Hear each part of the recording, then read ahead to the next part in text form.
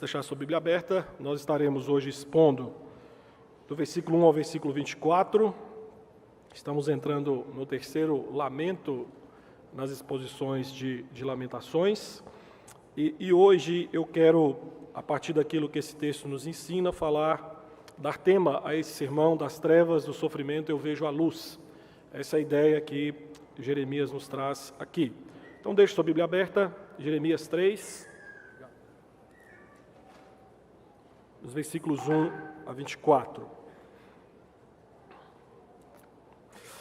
Meus irmãos, no ano 392 da era cristã, o bispo Gregório de Nissa escreveu uma obra intitulada A Vida de Moisés.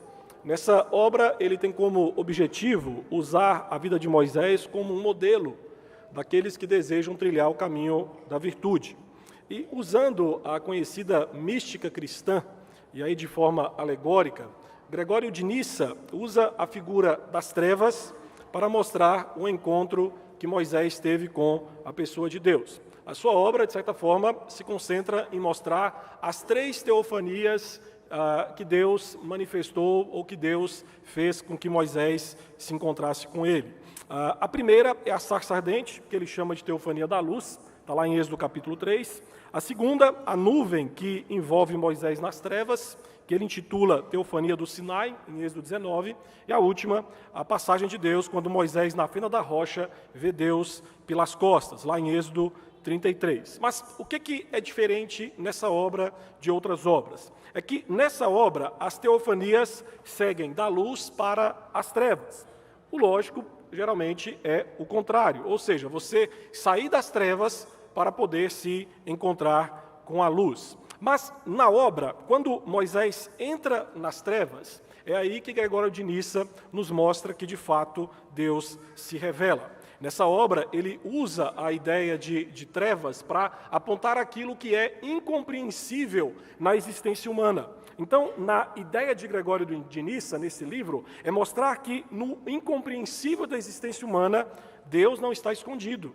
Pelo contrário, Deus se revela e nós podemos conhecê-lo. E nessa noite, então, aqui de introdução, eu lanço para você a pergunta: o que existe de mais incompreensível na existência humana do que o sofrimento?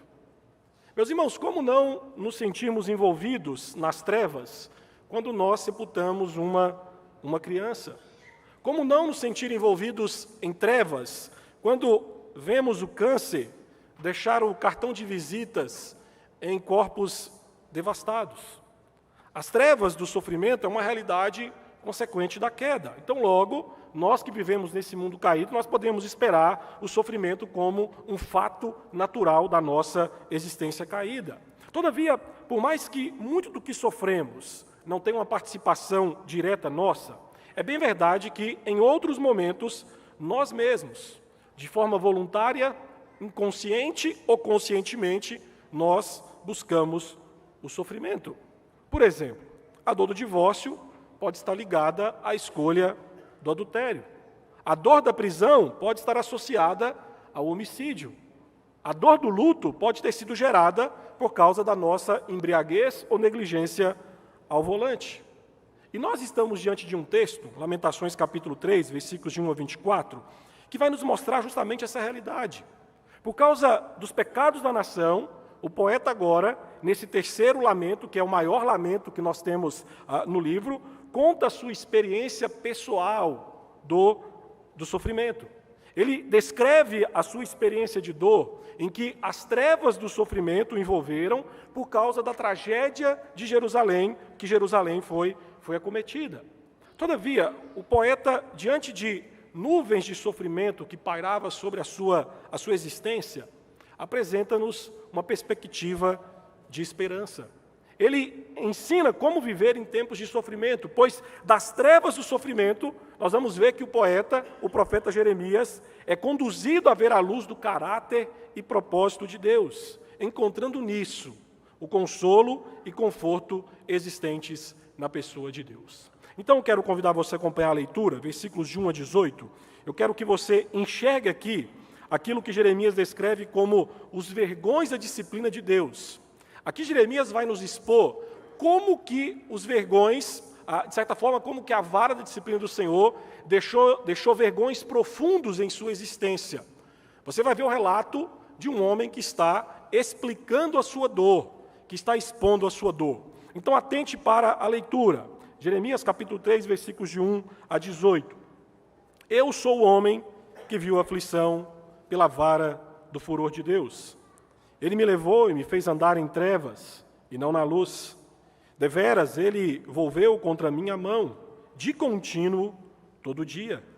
Fez envelhecer a minha carne e a minha pele despedaçou os meus ossos. Edificou contra mim e me cercou de veneno e de dor. Fez-me habitar em lugares tenebrosos, como os que estão mortos para sempre. Cercou-me de muro e já não posso sair. Agravou-me com grilhões de bronze. Ainda quando clamo e grito, ele não admite a minha oração. Fechou os meus caminhos com pedras lavradas, fez tortuosas as minhas veredas. Fez-me como urso à espreita, um leão de emboscada. Desviou os meus caminhos e me fez em pedaços, deixou-me assolado. Entesou o seu arco e me pôs como alvo a flecha. Fez que me entrassem no coração as flechas da sua aljava. Fui feito objeto de escárnio para todo o meu povo, e a sua canção todo dia. Fartou-me de amarguras, saciou-me de absinto, fez-me quebrar com pedrinhas de areia os meus dentes, cobriu-me de cinza, afastou a paz da minha alma, esqueci-me do bem. Então disse eu, já pereceu a minha glória, como também a minha esperança no Senhor. Meus irmãos, poeta nesse lamento, em primeira pessoa, descreve que não apenas viu aquilo que ele descreveu nos 2 primeiros capítulos, mas também sofreu a miséria imposta pela ira divina. Ele experimentou os vergões horrendos da vara disciplinar de Deus. Ele nos diz aqui no versículo 2 que Deus, em seu furor, lançou-lhe em profundas trevas, das quais a luz do favor divino ou a luz das bênçãos de Deus estavam ausentes. No versículo 3, o poeta vai dizer que não encontra alívio. Ele diz que a mão de Deus, que o costumava proteger, e aí você se lembra que no capítulo 2, versículo 3, essa mesma mão de Deus reteve de proteger o povo do Senhor e deixou que o inimigo, então, passasse por cima do povo do Senhor. Aqui ele vai dizer que essa mão agora o esmurra sem parar. A ideia do versículo 3 é que a mão do favor divino, agora, no que diz respeito à vida de Jeremias, se tornou em punho de aflição. Jeremias, como descreve aí nos versículos 4 a 6, literalmente ele vai dizer que foi quebrado tanto em corpo quanto em espírito. As figuras que ele utiliza aí no versículo 4, envelhecer e quebrar os ossos, descrevem aqui de forma bem clara que ele perdeu a força necessária para se manter ativo, para se manter em pé. Interessante que no versículo 5 ele vai dizer que tudo ao seu redor se transformou em um ambiente hostil. Ele vai dizer, olha, para onde eu olho, eu não encontro alívio. A tal ponto que no versículo 6 ele vai dizer, olha, eu estou tão afligido, eu estou tão isolado dos outros, que eu me sinto como se eu estivesse vivendo em uma sepultura. Meu querido, o que o poeta descreve aqui é aquilo que muitos de nós enfrentamos. Sermos, por causa das nossas experiências dolorosas, completamente abalados. Alguns de nós podem estar, por causa de contínuas doses de sofrimento, se sentindo envelhecidos, quebrados, cercados de dor. E nesses momentos, como não se sentir como aquilo que o poeta descreve nos versículos 7 a 9? Ele descreve aqui que ele está em completa solidão e, ao mesmo tempo, se vê totalmente incapaz de fazer qualquer coisa para mudar essa realidade. Pela descrição do poeta, o Senhor agiu contra ele para cercar de muro e o prender com correntes, ou seja, ele olha e ele diz, olha, não existe qualquer possibilidade de eu escapar dessa situação de sofrimento. E ao mesmo tempo, por estar preso nela, eu não tenho poder de mudá-la. E ainda que ele implore, se você observar o versículo 8, há aqui uma ideia de que ele está implorando por ajuda, mas ele diz, olha, o Senhor se recusa a ouvir os meus pedidos. Essa expressão que o poeta usa aqui, ele não admite a minha oração, é no sentido de que o ambiente foi tão bem selado, que nenhum som entra e nenhum som pode sair dele. Sabe aquela sensação que muitos de nós temos na aflição, de que parece que as paredes do nosso quarto elas começam a nos espremer, e nós temos a impressão de que as nossas orações não passam do teto? Era isso o que Jeremias estava vivenciando.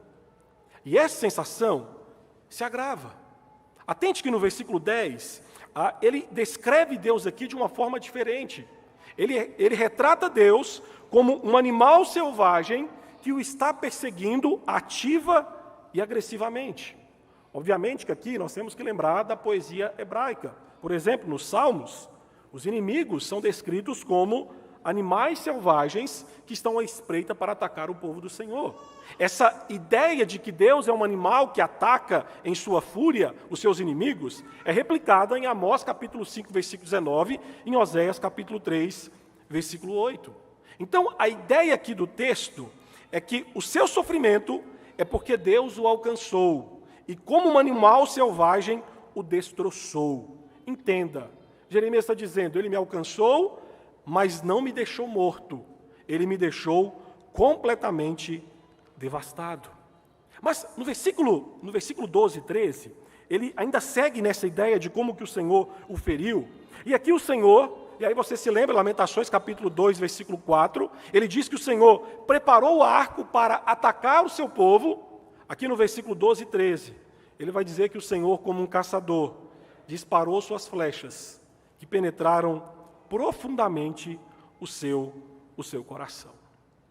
E de fato, meus irmãos, algumas situações que passamos têm o poder, como um animal selvagem, de nos deixar completamente devastados. Algumas situações são tão duras que nós enfrentamos na nossa dinâmica de vida, que parecem flechas que perfuram nosso coração de tão profundas que são.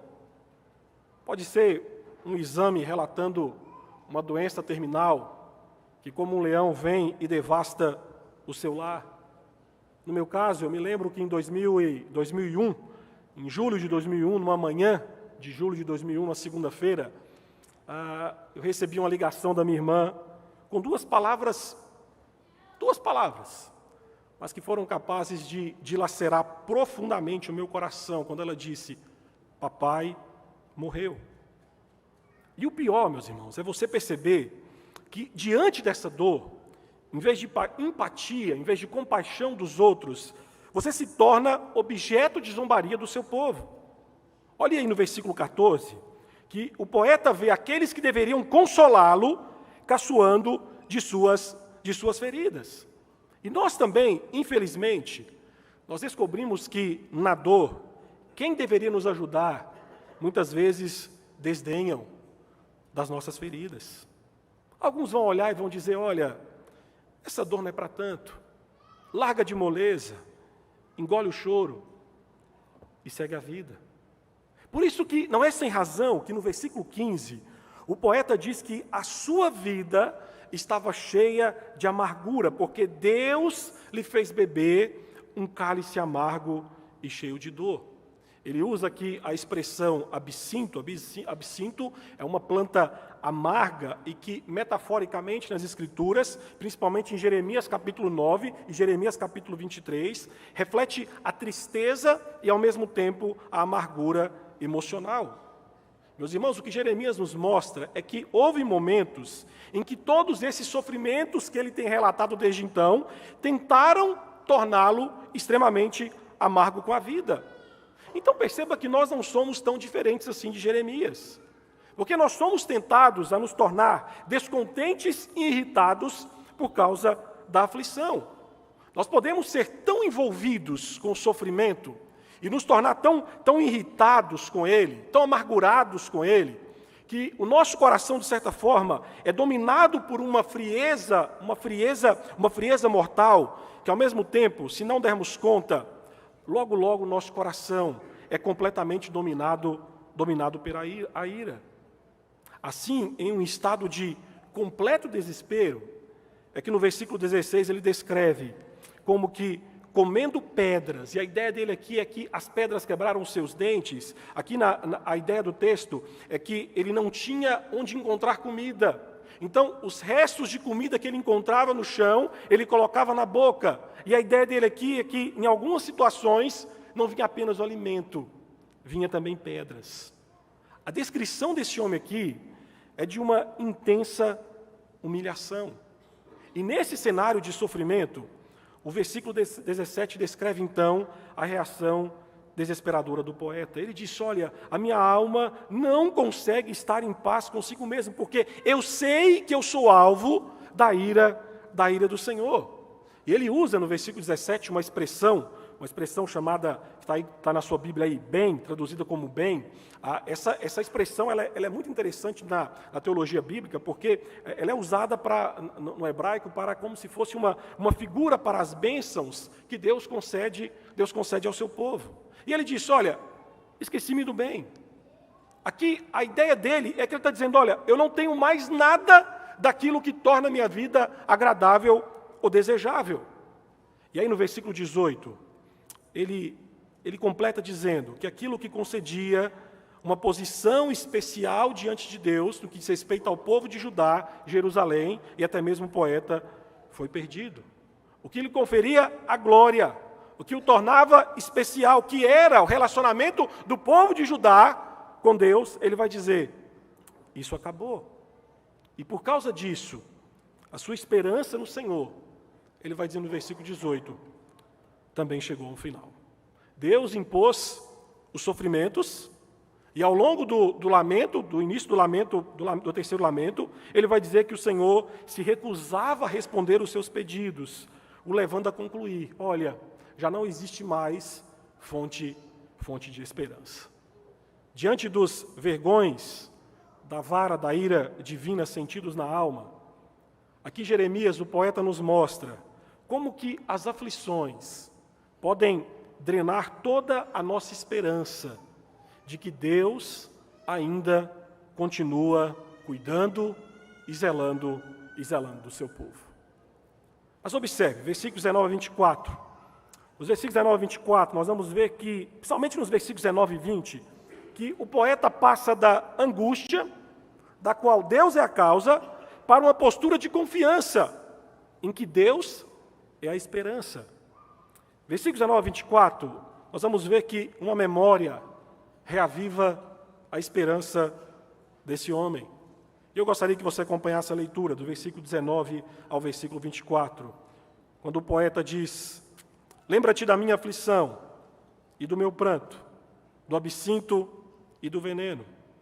Minha alma continuamente os recorda e se abate dentro de mim. Quero trazer à memória o que me pode dar esperança. As misericórdias do Senhor são a causa de não sermos consumidos, porque as suas misericórdias não têm fim. Renovam-se cada manhã. Grande é a tua fidelidade.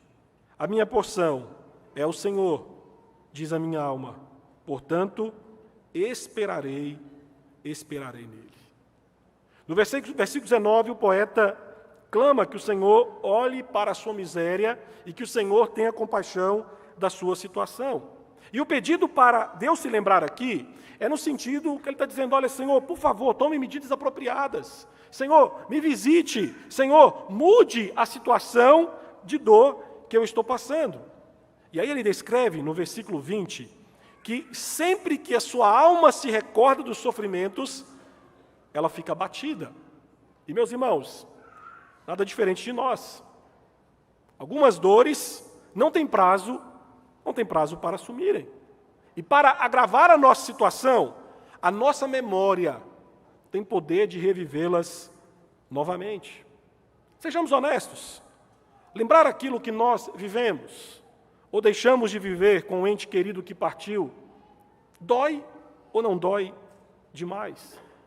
Lembrar que um erro nosso causou um estrago irreversível na nossa vida, na nossa família, meus irmãos, é ou não é dilacerante? Entretanto, perceba luzes em meio às trevas, pois, ao se lembrar do seu sofrimento, Aqui o poeta ousa ter esperança. Ele diz: quero trazer a memória. E essa ideia, a ideia que ele usa aqui é que isso reflete uma decisão consciente de trazer de volta ao pensamento. Ele recorda aquilo que anteriormente havia iluminado a sua vida espiritual. Ele recupera a sua atitude de fé em Deus. De certa forma, a sua fraqueza lhe dá a esperança de que Deus seja a sua força. E o poeta aqui, meus irmãos, traz à memória a confiança no caráter e no poder de Deus para transformar as situações mais desesperadoras. O poeta resolve considerar suas circunstâncias à luz do que ele conhece dos atributos e do caráter de Deus. Ele recorda das misericórdias do Senhor. E literalmente essa palavra misericórdia, a palavra hebraica hesed, ela significa o amor leal do Senhor. Meus irmãos, essa palavra ela é usada para apontar o amor de aliança que Deus tem para com seu povo. Então aqui ele usa o amor da aliança de Deus para validar a sua esperança. O amor pactual de Deus por seu povo. Meus irmãos, a Bíblia nos mostra que é um vínculo duradouro de fidelidade. O pecado do povo e a manifestação da ira divina, meus irmãos, não havia anulado o relacionamento de Deus com o seu povo. Sabe por quê? Porque mesmo o povo sendo infiel, Deus não se divorcia do seu povo. O poeta aqui, de forma implícita, nós podemos pensar dessa forma, relembra aquilo que Deuteronômio capítulo 28 e capítulo 29 vai descrever. Esses dois capítulos descrevem as maldições e dores que o povo do Senhor, o povo de Israel, iria experimentar se quebrasse a aliança com Deus. Deus havia prometido nesses dois capítulos que Deus agiria com grande ira contra eles.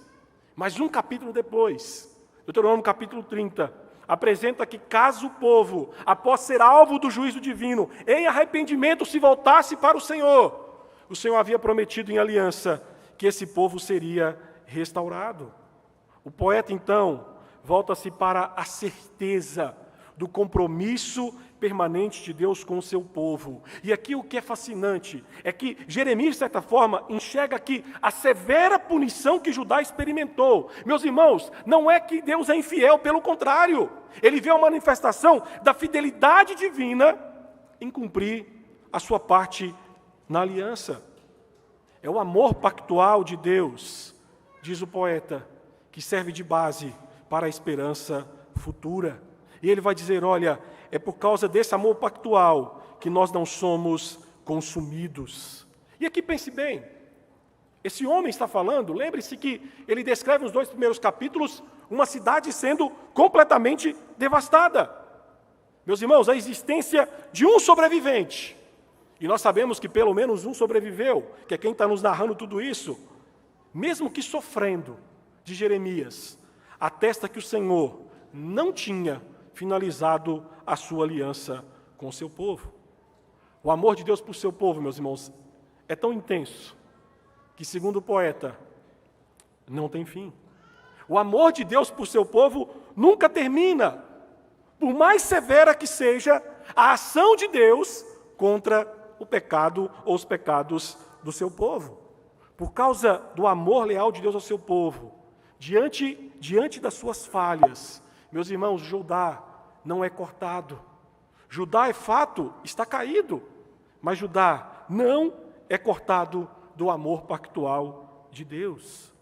E o poeta, então, conhecendo a constância do amor de Deus, ele diz no versículo 23, que cada dia representa uma nova e surpreendente nota da provisão de Deus. Meu querido irmão, os recursos amorosos do Senhor se manifestam repetidamente a cada novo dia do seu povo. A cada novo dia de vida do seu povo, nós vamos ver que o suprimento do amor de Deus pelo seu povo nunca se esgota. E mesmo quando o seu povo quebra a sua aliança, o amor e a fidelidade do Senhor são tão extensos que Ele continua cuidando do seu povo. Por isso que o poeta, aí no versículo 23, se dirigindo à pessoa de Deus, ele diz que a fidelidade do Senhor é grande. Ele disse: olha, esse Deus é um Deus confiável. Esse Deus é um Deus que nunca se desvia da norma. Esse Deus é um Deus que se mantém firme a sua palavra de promessa no que diz respeito ao seu povo. E diante então da dor, diante da aflição, o poeta no versículo 24 diz que naquele momento, o fundamento da sua esperança era ter Deus como a sua porção. Meus irmãos, relembre bem, vamos relembrar bem a história desse homem. Capítulo 3, esse homem, primeiro e segundo capítulo, descreveu que tinha perdido muita coisa. Já não havia mais sacerdote, não havia mais templo, já não havia mais cidade, não havia mais casa, não havia mais amigos, familiares, não lhe restava mais nada. Mas ele disse: ainda me resta a porção principal, que é a pessoa de Deus. Diante da dor, diante da aflição, existe esperança por causa da intervenção não merecida de Deus. O sofrimento é fato, ainda existia na vida do poeta, mas agora ele, olhando para os atributos de Deus, ele tem a perspectiva transformada. Mesmo diante da dor, diante do sofrimento, o poeta espera com confiança, pois ele sabe que chegará o tempo em que os ferimentos da sua alma serão curados e ele vai poder desfrutar da tranquilidade de um coração consolado. Diante dos vergões e das dores causadas pela disciplina de Deus, disciplina do Senhor, o poeta aqui, meus irmãos, nessa segunda parte que eu mostrei para você nessa exposição, ele se ergue dos escombros da dor, ao se lembrar do quão inesgotável é o suprimento do amor leal de Deus para com seu povo. E mesmo em meio ao desespero, esse vislumbre de esperança mostra que em Deus nada está perdido. Nada está perdido. E eu quero, então, pensar em 3 implicações rápidas a respeito desse texto para nós nessa noite. A primeira, meus irmãos, reflita. Existem lições preciosas a serem aprendidas no sofrimento. O poeta, assim como Jerusalém, e como já foi dito em outras exposições, estavam enfrentando dores causadas por conta dos pecados da nação de Judá. Então, o objetivo da disciplina do Senhor, e é isso que Jeremias mostra em Lamentações, tinha como objetivo disciplinar o povo. As dores relatadas aqui por Jeremias são dores decorrentes da disciplina do Senhor. Então, nós precisamos também entender que o sofrimento em nossa existência, em nossa vida, não é um incidente isolado. Meus irmãos, faz parte de algo muito maior. Deus tem para cada um de nós um caminho traçado pelo sofrimento. E acredite, meus irmãos, o sofrimento não tem um tamanho único. Não tem. Todos nós que estamos aqui sofremos em proporções, em medidas e experiências diferentes. De certa forma, é como se o sofrimento fosse as vestes e Deus fosse o alfaiate. Meus irmãos, Deus sabe que vestes exatas servirá perfeitamente no contexto da sua vida. E Ele, como um bom alfaiate, Ele sabe onde precisa apertar, mas Ele também sabe a hora que tem que aliviar a dor.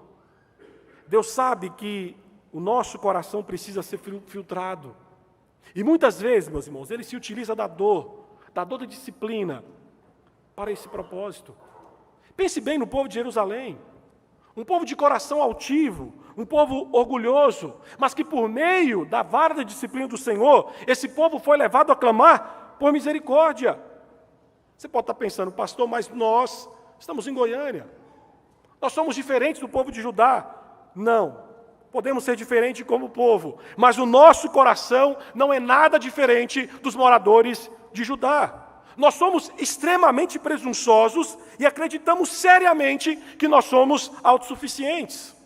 E cá entre nós, meus irmãos, quem de nós gosta de pedir misericórdia?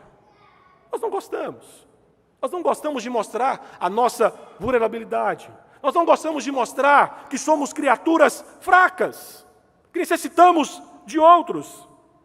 E cá entre nós, sejamos sinceros, nada evidencia mais a nossa fragilidade e necessidade do que algumas temporadas na companhia do sofrimento.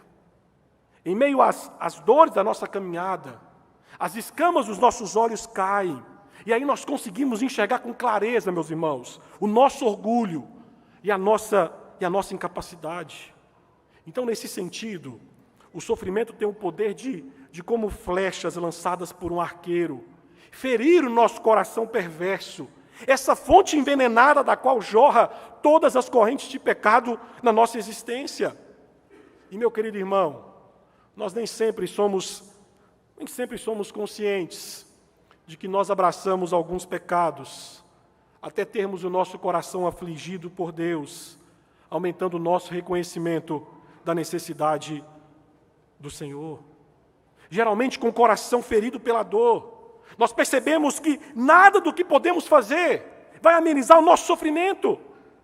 E é nesse momento que nós nos sentimos totalmente incapazes. Então, meu querido irmão, perceba aqui a didática do sofrimento. Perceba aqui o propósito do sofrimento. Deus revela a nossa incapacidade no sofrimento, para que possamos ir até Ele e receber da sua parte a sua misericórdia. Meu irmão, Deus não quer filhos autossuficientes, mas quer filhos que construam a sua confiança aos pés dele. E nós só aprendemos sobre a força e o poder de Deus quando nós enxergamos que de fato somos fracos e incapazes. Mas o ponto é esse: nós dificilmente aceitamos ser fracos. Nós estamos em uma cultura que tem nos instigado a pensar que não precisamos da misericórdia de ninguém, porque afinal de contas, nós temos dinheiro, nós temos um bom emprego, nós temos uma carreira sólida, nós temos uma linda família, nós temos uma igreja. Resumindo, nós somos deuses.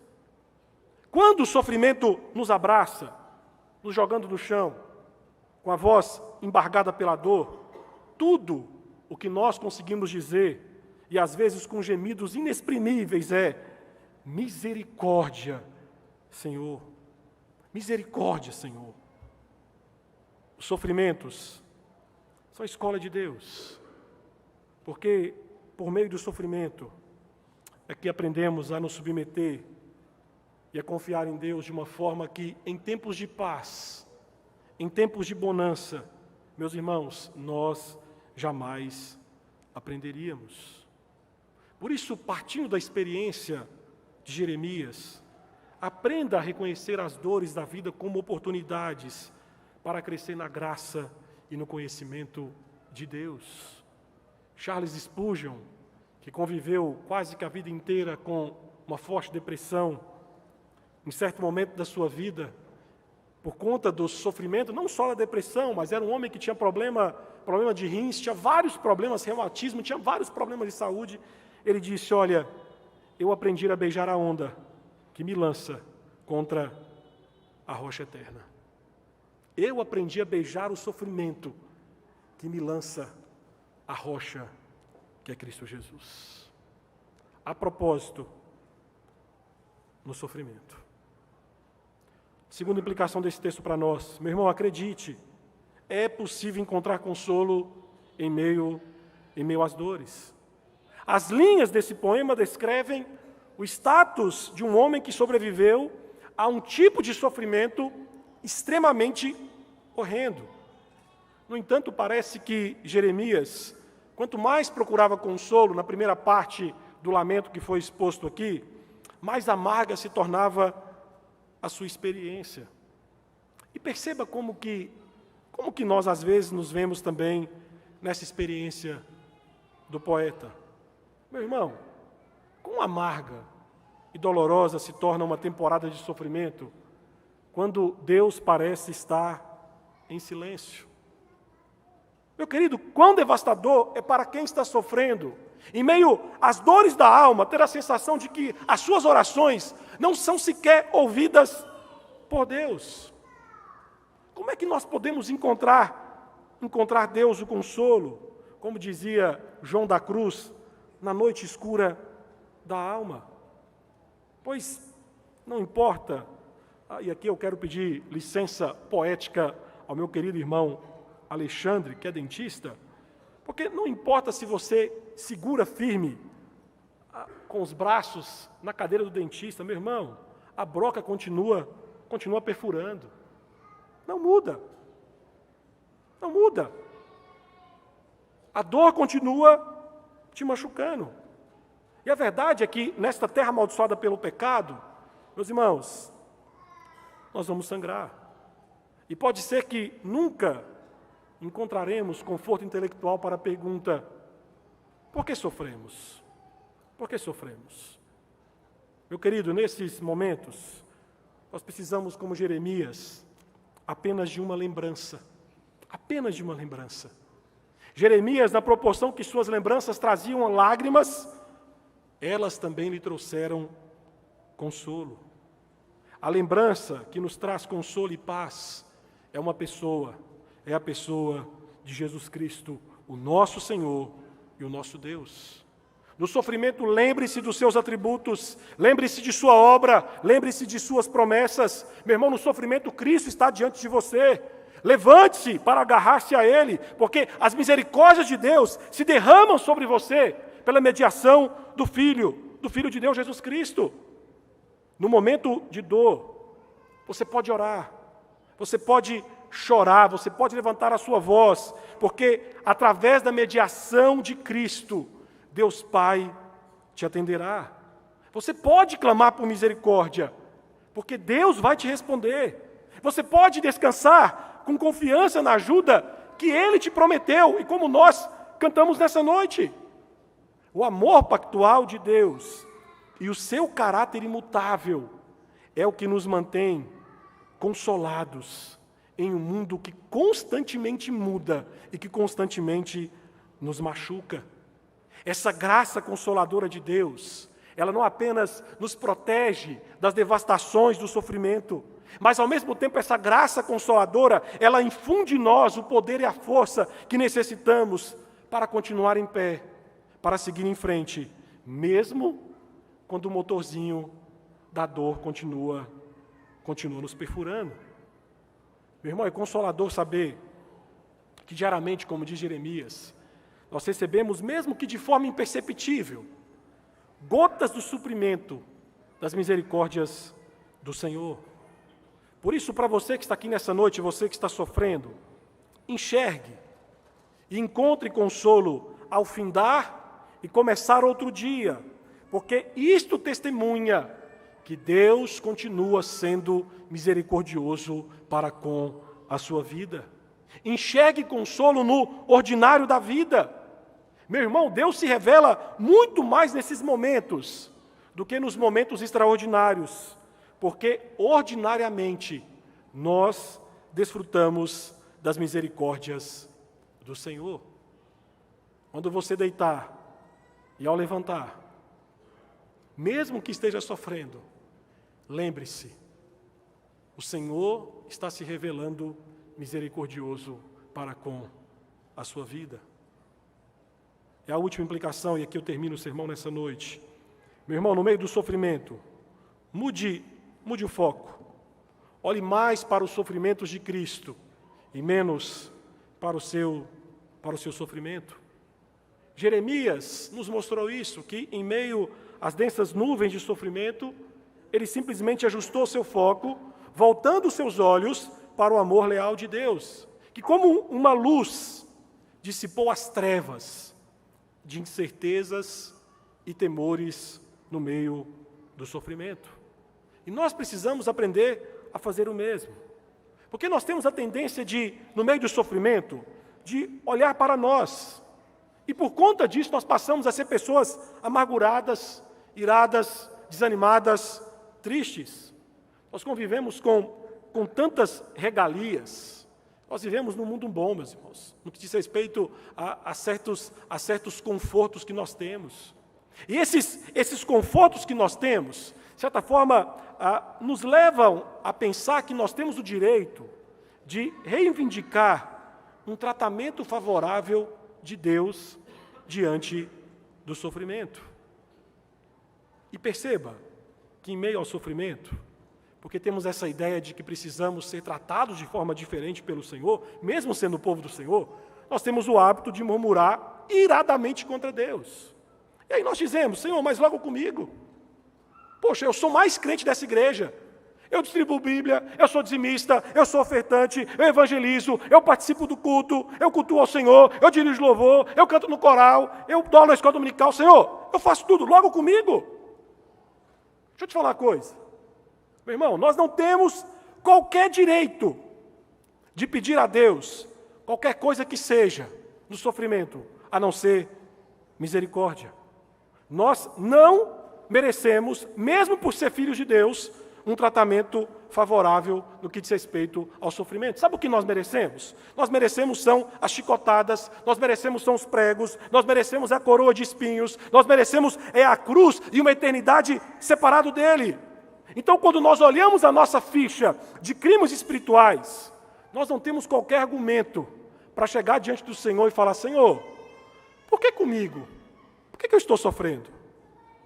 Por isso eu te falo nessa noite.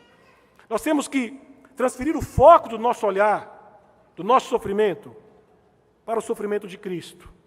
E aqui eu quero levar a você a fazer a seguinte reflexão. Pense no comparativo. O que você tem sofrido e o que Cristo sofreu. E me responda: quem foi que na mais extrema dor gritou e não foi atendido por Deus? Quem foi alvo de zombaria enquanto padecia? Quem bebeu o cálice de profunda amargura? Quem teve o seu corpo moído como que uma ursa? Quem foi que teve o seu coração traspassado pelas flechas da ira divina? Não foi eu. Não fomos nós.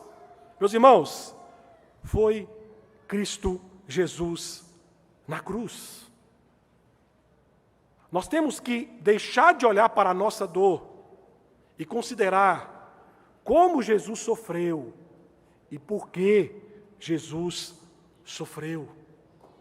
Hebreus capítulo 12 vai dizer que ele sofreu porque ele é o autor e consumador da nossa fé. Essa é a razão porque eu e você temos fé hoje. E essa é a razão porque nós temos certeza de que amanhã nós continuaremos tendo fé nesse Deus bendito. Mas como diz Hebreus 12, Jesus sofreu por causa da alegria que lhe estava proposta. E isso é o que nos dá paz e segurança. Hoje, no meio da dor, no meio do sofrimento, nós somos agradáveis a Deus. Não é por nossa causa, mas é porque Jesus o foi. Meu irmão, lá na cruz, debaixo de intenso sofrimento, Cristo disse: Deus meu, por que me desamparaste? E Ele disse isso para que você não precisasse experimentar este abandono. Cristo foi desamparado lá na cruz, para que nós, no momento de dor, nunca fôssemos desamparados por Ele. Por nós, Jesus tomou o cálice da mais profunda dor ao ser desamparado por Deus.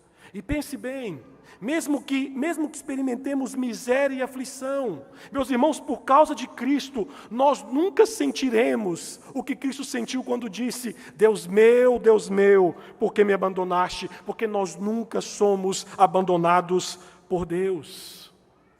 Porque Jesus gemeu em dor desamparado, nós nunca provaremos a gota mais amarga do cálice da ira divina. Enquanto estamos sofrendo, olhar para o sofrimento de Cristo muda tudo. Pois por causa do sofrimento de Cristo, meus irmãos, nós temos a certeza que o nosso sofrimento não perdurará.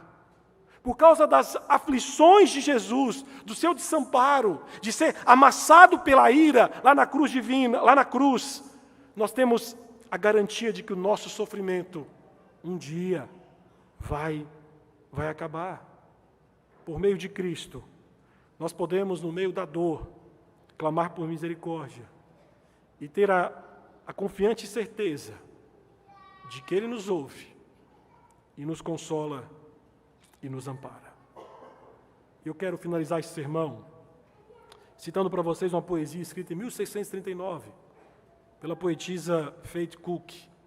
Essa poesia foi composta a partir de algumas cartas que o pastor puritano Samuel Rutherford trocou com uma membro da sua igreja chamada Jane Kenmore. Essa mulher havia perdido 3 filhos, o marido, e pouco tempo depois perdeu o seu 4º filho. E Samuel Rutherford, então, começou a mandar cartas para ela. E Faith Cook, então, escreveu, a partir dessas cartas, um pequeno poema que tem como título Cristo sente as dores do seu povo. E eis aqui, então, uma parte dessa poesia que diz: ó, filha de Deus, essa aflição que o seu espírito envergou é só metade sua, porque Cristo ainda partilha do seu povo toda dor. A sabedoria de Cristo a planejou, suportando-a em seu coração, até que repouse sobre você, com amor e muito suavemente, a parte menos dolorida dessa grande dor. Então, receba-a com alegria e juntos tome a cruz para que, enquanto você sofre, a partir dessa perda, sejam produzidos benefícios eternos pelas mãos do Senhor Jesus. Abaixo de sua vontade secreta, assine com prontidão a essa dor que Deus enviou um resoluto amém. Viva cada dia com fé, não tornando o trabalho dele em vão, lançando em Cristo o peso enorme que está a carregar, pois ele é o único que pode suportar. Curva a sua cabeça, eu quero chamar o pastor Erickson que vem à frente, e ele estará então quebrando o silêncio, nos conduzindo no momento de ceia.